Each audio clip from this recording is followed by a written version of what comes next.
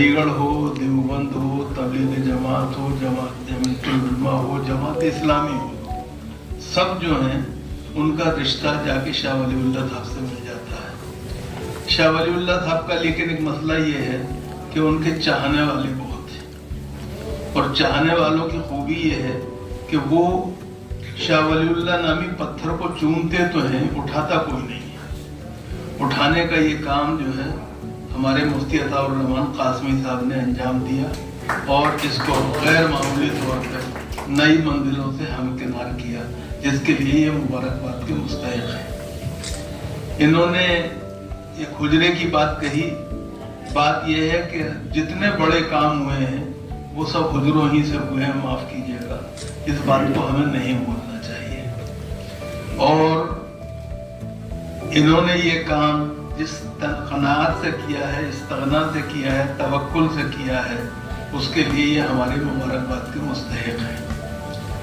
شاہ ولی اللہ صاحب کا معاملہ یہ ہے کہ شاہ ولی اللہ صاحب کی شخصیت جو ہے ہندوستان میں صرف اداروں اور جماعتوں ہی سے ایک طرح سے اپنا تعلق نہیں رکھتی ہے، بلکہ ہندوستان میں جتنے مسالک ہیں اور جتنے بھی اسکول ہیں فقہی، ان سب کے درمیان بھی اگر کوئی اتحاد کا، یگانگت کا معاملہ کرتا ہے اور جمع کرتا ہے سب کو اپنے ایک گرد، تو وہ شاہ ولی اللہ کی شخصیت ہے۔ تصوف ہو، فقہ ہو، کلام ہو، سب کو انہوں نے ایک جگہ جمع کرنے کی کوشش کی ہے۔ وحدت الوجود، وحدت الشہود کا معاملہ ہم سب جانتے ہیں، ہندوستان میں نزاع کا باعث رہا ہے، عالم اسلام میں نزاع کا باعث رہا ہے۔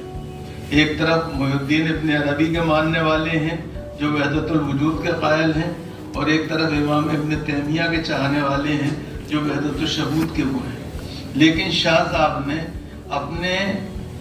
بصیرت سے اور اپنی فراست سے اس مسئلے کو جس طرح حل کیا ہے وہ دیکھنے کے قابل ہے۔ پھر ان کی کتاب جسے مجھے پڑھنے کا شرف حاصل ہے، اور وہ بھی مولانا محمد تقی امینی جیسے استاد سے حاصل ہے، حجت اللہ البالغہ، وہ غیر معمولی کتاب ہے۔ اور اس کتاب کی اہمیت یہ ہے کہ ہندوستان کے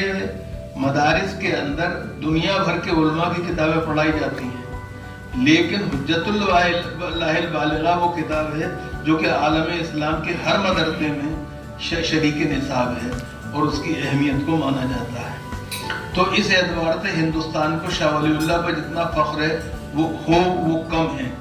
ایک بات جس کی اور مجھے آپ اجازت دیجیے کہنے کی، کہ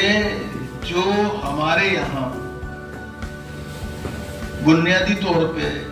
ایک یہ بحث چلتی ہے کہ صاحب مغلوں کی حکومت سب سے طویل خاندان کے اعتبار سے ہے، ہمیں یہ نہیں بھولنا چاہیے کہ سیاسی طور پہ مغلوں کی بھلے ہی ان کا تسلط رہا ہو اور زیادہ ایک سلسلہ رہا ہو، لیکن خاندان ولی اللہ ہی کی جو خدمات ہیں، علمی خدمات ہیں، وہ بھی غیر معمولی۔ قرآن مجید کا سب سے پہلا فارسی ترجمہ کس نے کیا؟ شاہ ولی اللہ صاحب نے کیا۔ قرآن مجید کا اردو میں سب سے پہلا ترجمہ کس نے کیا؟ ان کے بیٹے شاہ عبد القادر نے کیا۔ دوسرا ترجمہ کس نے کیا اردو کا قرآن مجید کا؟ ان کے دوسرے بیٹے شاہ رفیع الدین صاحب نے کیا۔ ایک ان کے بیٹے شاہ عبد العزیز صاحب جو ہیں، وہ محدث کی حیثیت سے جو مرتبہ ان کا ہے وہ غیر معمولی ہے، اور ان کا انگریزوں کے خلاف فتویٰ جو ہے وہ بنیادی طور پہ آج بھی ہمارے لیے ایک اہمیت کا حامل ہے، اس سے انکار نہیں ہو سکتا۔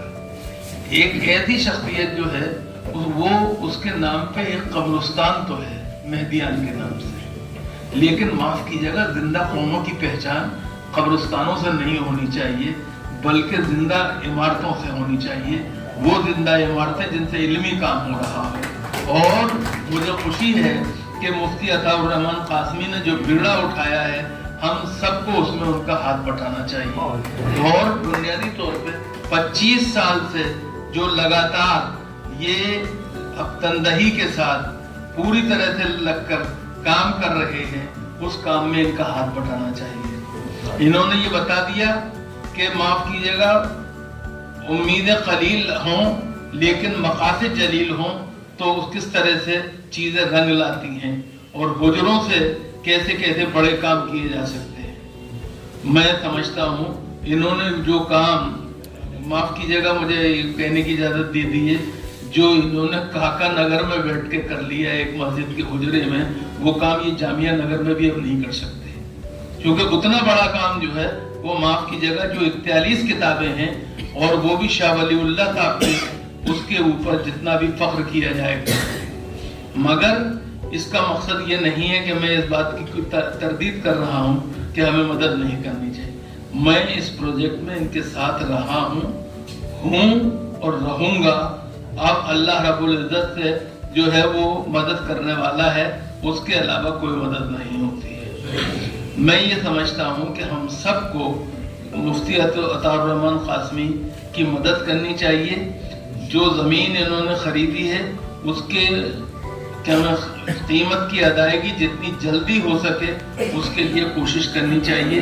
ادھار قرض لے کے کرنا پڑے تو بھی کرنا چاہیے اور اس عمارت کو جلد سے جلد تعمیر ہونا چاہیے، تاکہ مفتی عطا الرحمن قاسمی نے جو خواب دیکھے ہیں شاہ ولی اللہ کے حوالے سے، ان کے خانوادے کے حوالے سے، ان کی تحریک کے حوالے سے، ان کی فکر کے حوالے سے، وہ شرمندہ تعبیر ہو سکیں، میں یہ سمجھتا ہوں۔ اور مجھے یقین ہے کہ جب